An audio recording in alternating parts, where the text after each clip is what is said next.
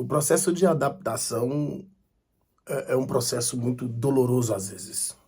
Às vezes não, na realidade, a adaptação ou readaptação é um processo árduo, é um processo doloroso e por muitas das vezes rolam até lágrimas.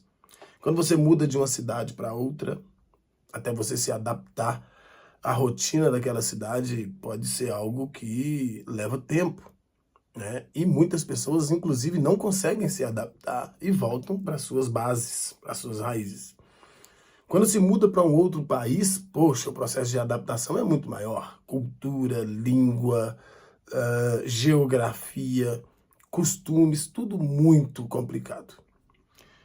Quando se muda de uma casa para outra, existe a necessidade de se passar pelo período de adaptação, né? Novo quarto, nova cozinha, nova sala, tudo aquilo muito complicado. A geografia da casa, às vezes, te deixa meio perdido, né? Até que o processo de adaptação chega ao fim e você consegue se adaptar e entender a sua nova casa, a sua nova cidade, o seu novo bairro, o seu novo país. Tudo isso é normal na vida do ser humano. E no futebol não é diferente, não. A gente, por muitas das vezes, elevamos o tom de cobrança diante de determinadas situações envolvendo jogadores profissionais. Só que existe um divisor de água no que diz respeito a uma metodologia de trabalho já enraigada e uma outra metodologia de trabalho. Você precisa desconstruir tudo que você acredita, tudo que você conquistou, tudo que você aprendeu, para que você possa passar a acreditar em outras filosofias, para que você possa aprender outras movimentações e, poxa, assim sucessivamente.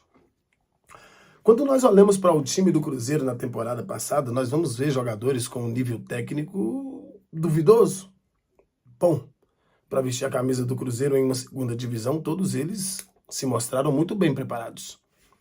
Em uma primeira divisão, com o nível de cobrança do torcedor cruzeirense, que é totalmente diferente de qualquer outro clube, porque o Cruzeiro é a maior torcida fora do eixo, o Cruzeiro é o maior clube fora do eixo, o Cruzeiro é o time que mais conquista ou que mais conquistou fora do eixo. Então, automaticamente, essa torcida se torna uma torcida exigente e, consequentemente, quando não é atendida dentro daquilo que ela acredita que esteja à altura da grandeza do clube, ela chia. E ela chia muito rápido, a torcida do Cruzeiro chia muito rápido. Claro que estamos passando por um processo de reeducação. E esse processo também é árduo. Esse processo também é dificultoso. Um processo de entendimento. Poxa, às vezes não queremos entender.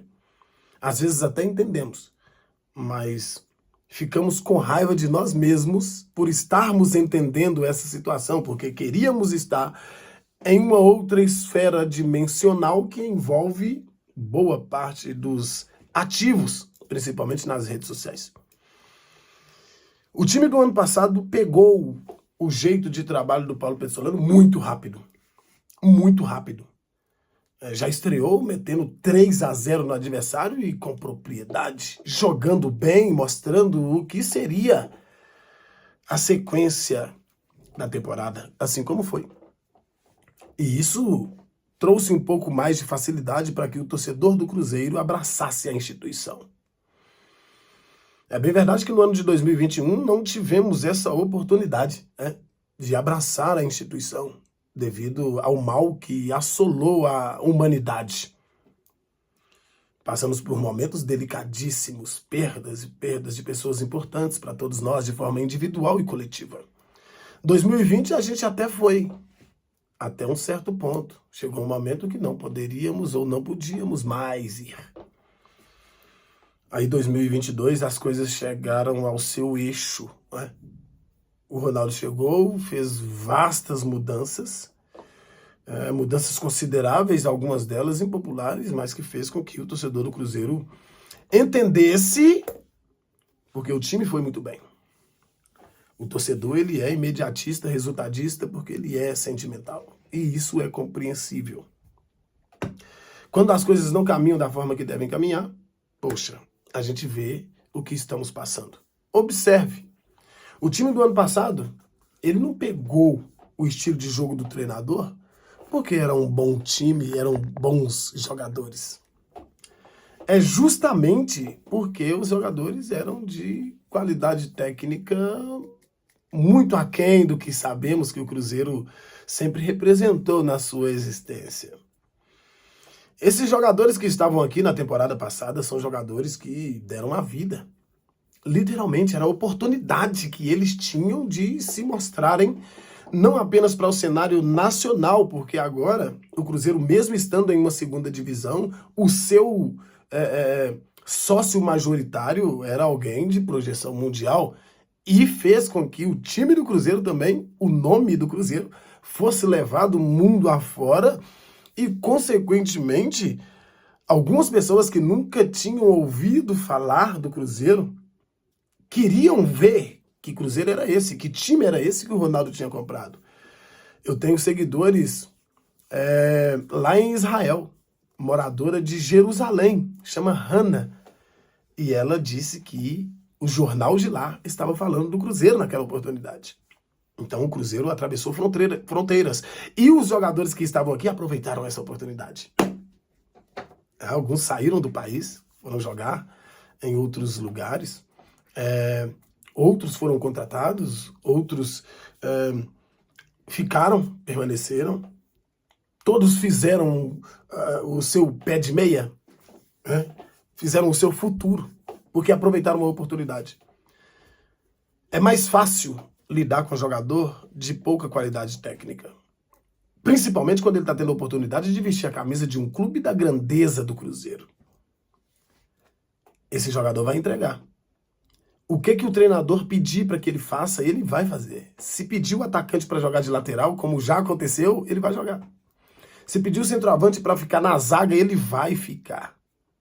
O que o técnico fala, o jogador simplesmente pega para ele. Porque ele entende que ele precisa melhorar, que ele precisa crescer e que tem muitas pessoas o observando. E quando isso passa para um jogador ou para nomes que já são acostumados com conquistas, com vitórias, com grandes camisas. O treinador do Cruzeiro se mostrou altamente eficiente quando trabalha com jogadores de menor expressão técnica, de nome menos badalado e coisa desse tipo. Ele consegue tirar do jogador aquilo que nem o próprio jogador sabia que tinha. E eu já falei isso aqui. Tem jogador no Cruzeiro que está jogando uma bola que nem ele nunca imaginou que ele tinha para jogar. E o treinador teve a capacidade de tirar isso dele, né? O Cruzeiro está trazendo agora um zagueiro chamado Castan. É da família Castan. Mas ele não é o Leandro Castan. Isso é um problema. Porque já houve a rejeição inicial. Aí eu pergunto para mim mesmo, por que o Cruzeiro está trazendo agora esse nível de jogador? O treinador Celeste, ele já mostrou que tem um pouco de dificuldade em trabalhar com jogadores que já têm os seus costumes de ter trabalhado com grandes treinadores e agora ele está trabalhando com um treinador que é novo, que tem novas ideias, e que são ideias que ele nunca viu nenhum treinador colocar em campo, e aquilo fica difícil para que ele possa entender, interpretar e aderir e colocar em prática. Aí a resposta que eu dou para mim, dentro da pergunta que eu me faço, é: será que o Cruzeiro está contratando esse tipo de jogador menos requisitado para facilitar o trabalho do Paulo Pezzolano? Será que a Série A suporta ou comporta isso? Paulo Pezzolano não quis ficar com o Zé Ivaldo. O Brock teve que ir embora. O Brock, muito limitado, era um jogador que se tornou querido depois que foi embora. O Zé Ivaldo tem um pouco mais de qualidade técnica, porém, não é nenhum primor. Mas se eles tivessem permanecido, O Brock eu não digo, porque o Brock saiu por uma proposta. O Zé Ivaldo foi rejeitado. Mas o Cruzeiro traz, depois de cogitar a possibilidade de trazer o Luiz Felipe, traz o Castan, que estava jogando lá na equipe do Guarani de Campinas. O perfil para esse ano tem me deixado com a orelha em pé.